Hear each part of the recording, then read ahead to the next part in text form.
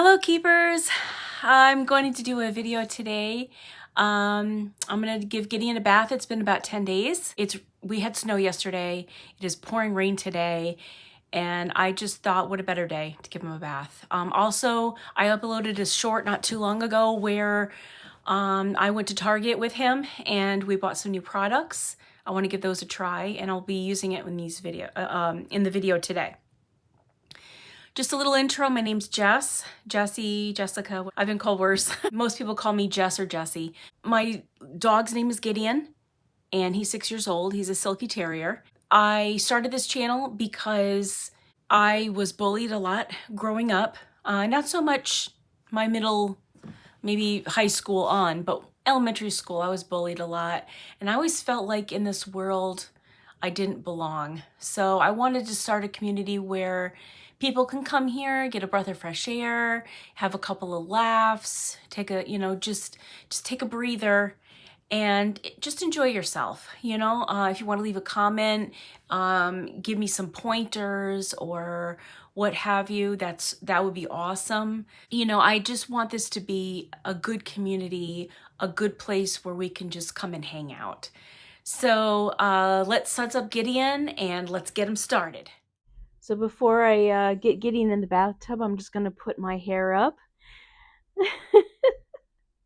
I got to keep that hair out of the way. I don't know, I was thinking about cutting it, but I think I'll just leave it as is. I don't know, I haven't decided yet. Okay, just a little tip.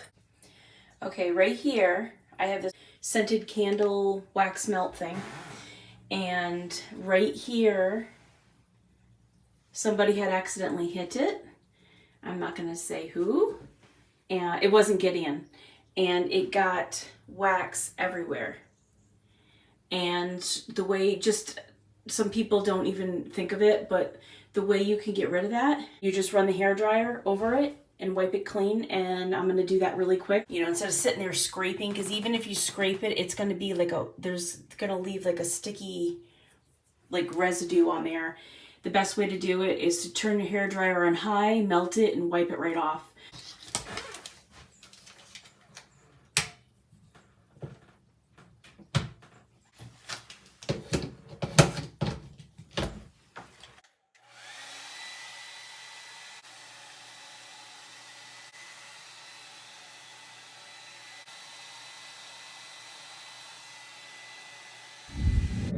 Okay, without further ado, let's go get Gideon and give him his bath.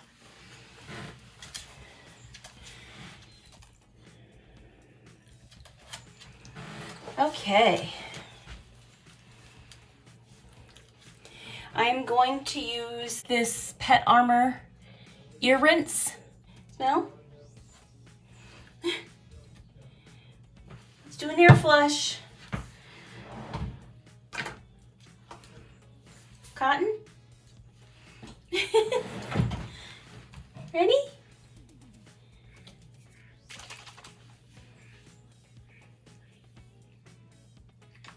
I'm gonna put a good amount in there, not too much, but you're gonna hear it flush around like there. Shake. I'm gonna wipe it out. Sit. Good boy. All right, I'm gonna wipe it out really quick.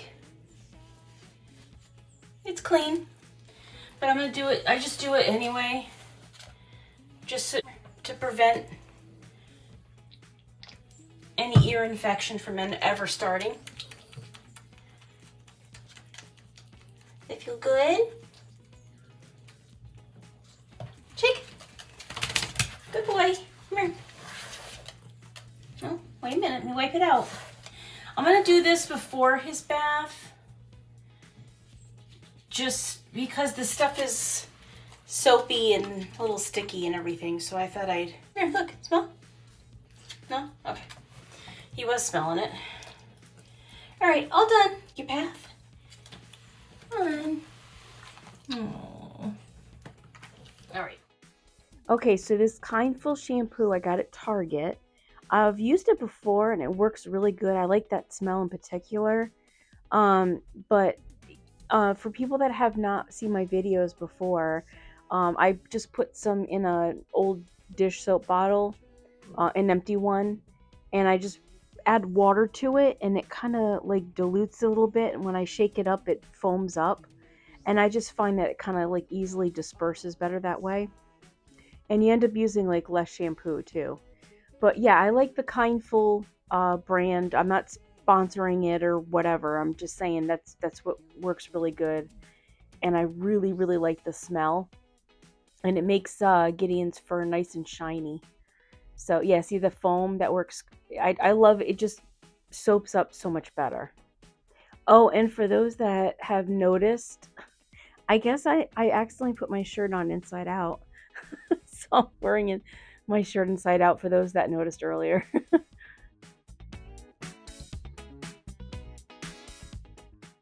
Okay, so last video that I did of giving Gideon a bath, I did like silly Amazon finds that I saw. There's no link, or I'm not sponsoring any of it. I just was flipping through and I saw certain things I was looking for Gideon. And I also found some things that they're selling for pets that I thought were really funny and silly. But I thought this time I would look at things that I grew up with. Like I was born in 1976.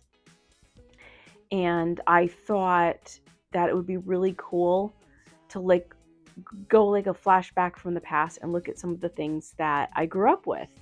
So I thought I'd share that with you guys. So let's see if you guys remember this TV. I remember for like the longest time watching cartoons on Saturday morning. I remember Saturdays, that's when the cartoons were on. And I think during the weekdays, they were on from like, I don't know, what was it, like 7:30 or 8 o'clock in the morning till like 11. And then they were on like Saturday and Sunday mornings, I think. It was like, now you can watch cartoons like all the time. But anyway, I remember watching cartoons on this TV, and I remember sitting on the floor and like this taking up like the whole like side of my wall of my living room, and these were the TVs, and how look how big it was. Here's another model that I saw that I think we had gotten. The one that we had broke or something, so we got one similar, and this is the one that we had. I think this one I remember the most because we had this one for, I mean, TVs nowadays, they don't last as long. I don't know if it's our attention span and we always want the biggest and the best. I don't know. The TV we've had here, we've had for several years. It's a flat screen, and it's, I don't know how big it is. My Bill knows how big it is. I don't know, and I don't care. I'm not a big tech person. But anyway, the TV that we had back then, we had for years and years. That one that I just showed you, and it had the dials on it because I remember that we had only like 3 or 4 channels to choose from, and then my dad uh, bit the bullet and he got this cable box, and it was like the coolest thing ever. Now, I don't remember if it was this one first we got, but we also had a different cable box. I think this one I'm going to show you is the one that we had first. I don't know if you guys remember or even had one of those, but we also had one of those. But isn't that like a blast from the past? That's so like different. You know what I mean? And I find that technology changed so fast. Here's a perfect example, our telephones. Okay, I remember we had the one where you stick your finger in the hole and turn it like the dial. And me and Bill were talking about it one time, and our kids were like at the time 8 years old. Right now they're 22 and 21.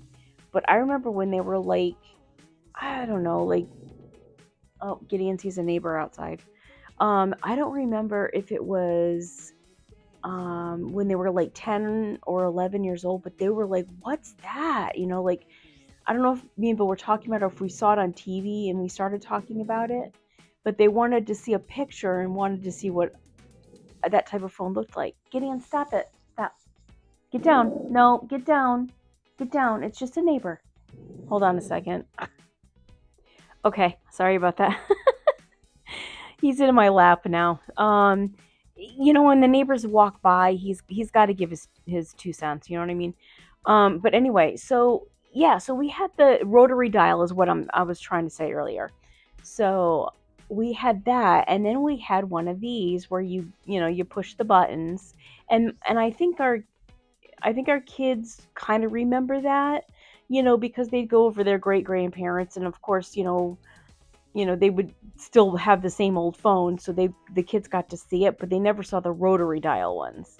So here's a quiz question. Do you guys remember the phones that had the shoulder, like that had that foam thing where you rested on your shoulder, the phone? We had one of those, and that was like the in thing, and you were cool if you had one.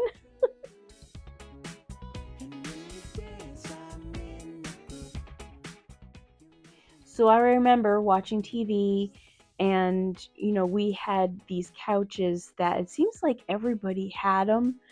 And I look at them now, and I'm like, the wood part, wow, they made them really sturdy, but they were really ugly. I don't know why, like, that was such a popular thing. But anyway, here's the couch I'm talking about. Yeah, so here's the couch I was talking about, and I remember watching um like the info commercials or whatever. And I laugh every time I saw it growing up. I thought it was so funny. And it was even funnier because my uncle used to use it. He ordered it and used it. But yeah, here's the most famous Floby. And you know what? You can get them. You have to pay a lot of money now. I guess buy, you can find them, and buy them like still in the box, and they're like $100 and something or so. I don't know, it's something crazy. But yeah, the good old Floby. Remember those commercials? Okay, so I remember the longest time growing up. We had our family car was the Chevette, and I don't know if you guys ever are familiar with those or whatever, but that's what we had for years, and like for as long as I can remember. I have some pictures of them. Ours was dark blue, and we had that one for the longest time, and I actually loved it. The only thing is in the back seat. There wasn't enough room, so my sister and I were always like arguing, like, stop touching me, don't look at me, blah blah blah, and the typical sibling rivalry. And the other one is it had like plastic seats, like pleather, and it would stick to my legs. I remember when I was a kid, and it burned like in the summer. But then as my sister and I got bigger, I think it was I was like in almost no, I think I was like maybe 10. My dad ended up busting out the big bucks, and he got the Pontiac Bonneville. Here's a picture of it, and it was the coolest thing because my sister and I had so much room in the back, and the seats were cloth. So switching gears a little bit, I had this bike, and it was my favorite. It had the banana seat, and I think mine was brown with brown and orange banana seat. But I loved that thing, and I had it for so long. It was my favorite. But then I also had, before I got the bike, I had this. It was those inchworms that I used to ride to my friend's house around the corner. It was before I had my bike. Can you believe that it was like, what did that picture say, $150 or something for the old one? But Walmart sells them for $40. It's really interesting that the toys that we had growing up, they still kind of sell. Like I guess a better example is board games. I was looking on the Walmart app, and or if you go to like other toy stores, they have a lot of the board games that we had growing up, like Monopoly Life, Mousetrap, all those things. One thing I couldn't find though that I used to play, my sister and I used to play all the time, was this. It was a board game called Where's the Beef, It was originally from that Wendy's commercial where the three old ladies were there and she looked at her burger and she's like, "Where's the beef?" or whatever. And they made a board game out of it. It was like the most popular commercial for the longest time. But anyway, yeah, so we played this game over and over again, um, along with all the others. Me and my sister played a lot of games together because we were bored and we didn't have technology back then, and that's what we did growing up. That's what Gen X and older. That's what you did to pass the time, is a lot of board games. So I've been talking for a while. I hope you guys aren't exhausted from my for me flapping my gums.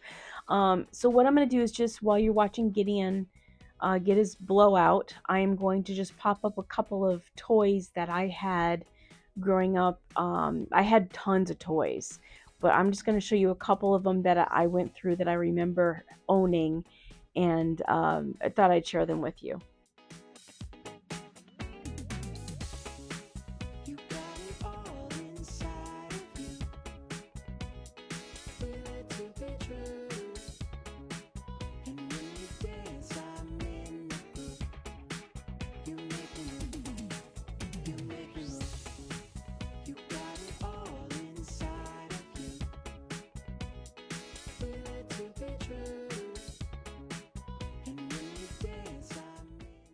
Yeah, if you didn't have a Cabbage Patch Kid, you just weren't cool.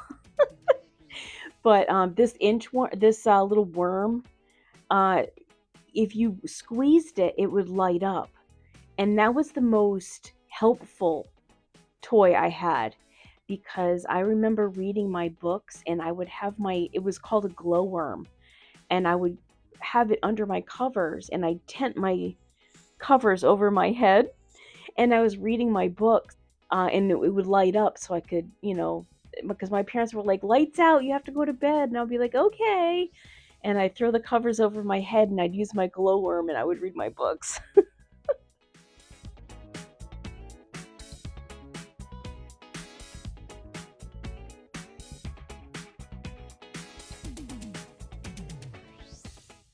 I just wanted to mention that when I speed this video, or also the ones in the past, it looks like I'm being really rough with him, but I'm not. I was noticing as I'm like watching, like as I'm editing or whatever, I'm watching in fast motion me brushing him, and it looks like I'm like really like beating him up with the brush, but I'm not. It's just like when you go fast, or when I move him and I speed up the video, it makes it look like I'm like shoving him around, but I'm not. It's just yeah. So I think I slow it down here, and so you can see that I'm not being rough at all.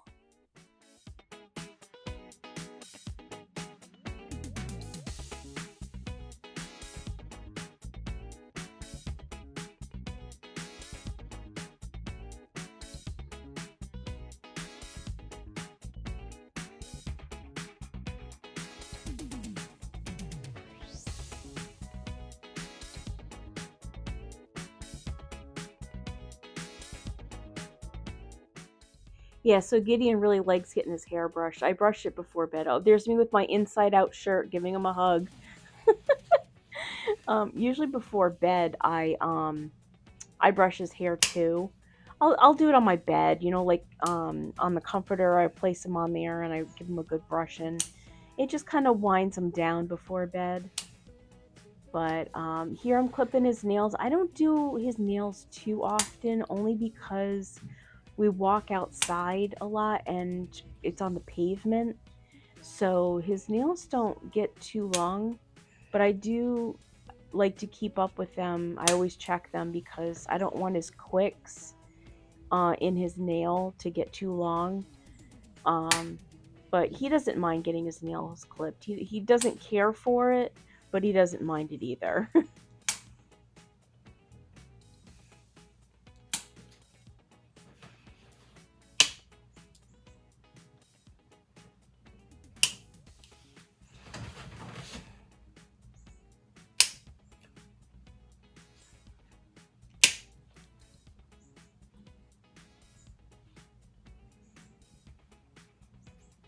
I think it's not. I think he just doesn't like the sound that the clippers make. I think that is what bothers him most, because he sits there for it. But yeah, as I was mentioning earlier, when I brush him on my bed, he doesn't shed, so it doesn't make a mess. But okay, so this is a new. First of all, I'm giving him his ice cream. He was begging for it after I was cleaning up the bathroom, so I gave him that. But here I'm trying. I slowed the video down so you can see what it was. This is new. I got it for his paw pads, and it's like a beeswax type of something to put on his pads. His pads were like, they're not bad, but they were getting chapped, and I let him smell it. It doesn't really have a smell to it, but dogs can smell things a lot more intense than we can. But I put it on his paw pads, and it works really good. His pads are a little softer now, but I just find in the winter his paw pads get so dry. We have humidifiers in our apartment, but I think it's maybe because of the salt outside too. I do wash his paws when he gets inside, but I just think winter everybody just gets ashy and chapped.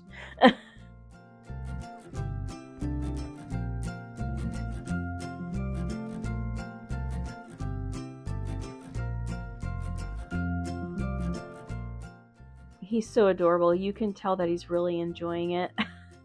You'll see, I don't know if you can really see it on video as well, but when I was rubbing it into his paws on his back feet, you'll see in a minute. You can't really see it on camera, but he was like spreading his toes out so I could, because it just felt so good.